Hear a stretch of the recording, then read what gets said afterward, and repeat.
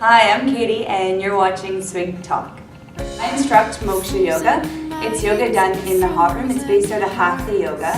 And the difference between Moksha and other types of yoga is the hot room.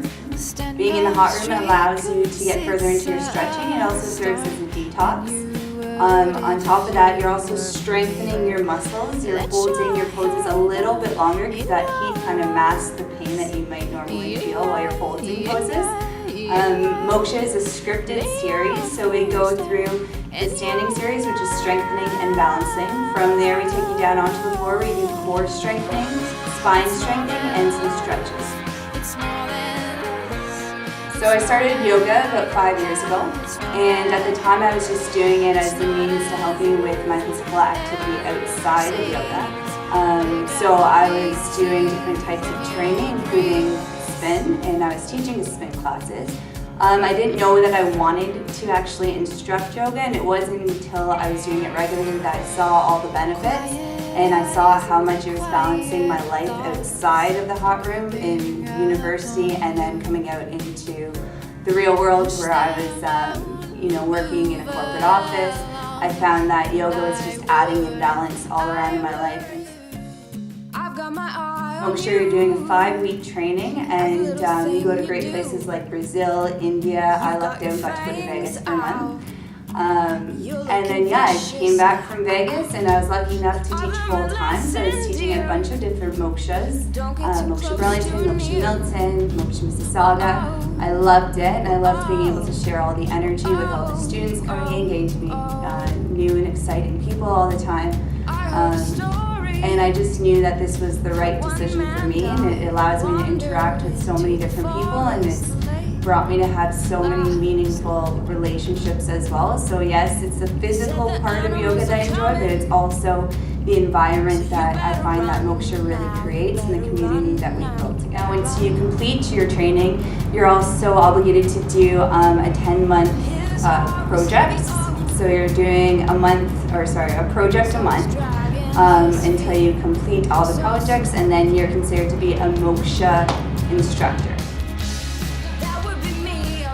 Moksha is only about 7 years old, but it's expanded all through Canada and into the States, and so there's amazing teaching opportunities. If not locally, I just had the opportunity to go to New Zealand for about 6 months, opening up all over. Like I said, I was in Vegas, there is a studio in Trinidad. So with instructing, there's also the opportunity to travel. There's so many things I told myself. Stay balanced, and also that whatever you may be dealing with that feels like it's the end of the world and that you're never going to get through it, that you will, and that you always have strength inside of you to get through whatever comes your way. You're going to pull through it.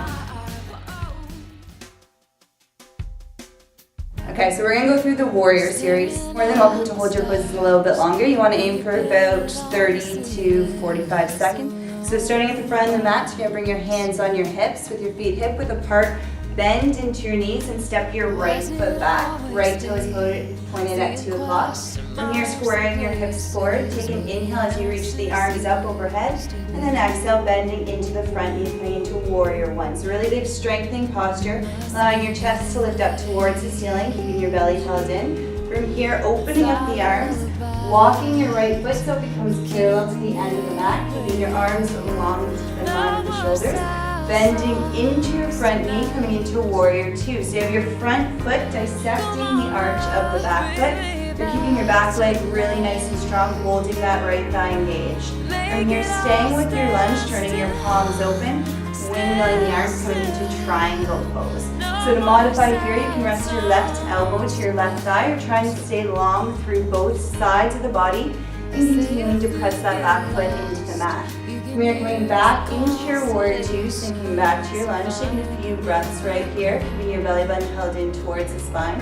Bringing your hands onto the hips, straightening through the front leg, heel toeing the back foot in, and coming back into your warrior one stance, reaching the arms up, bending into the front knee, and finishing with warrior one. So coming out of this pose, bring your hands to the hips, Straighten the front leg, pivot onto the ball of the back foot, bending into the knees, and stepping up together.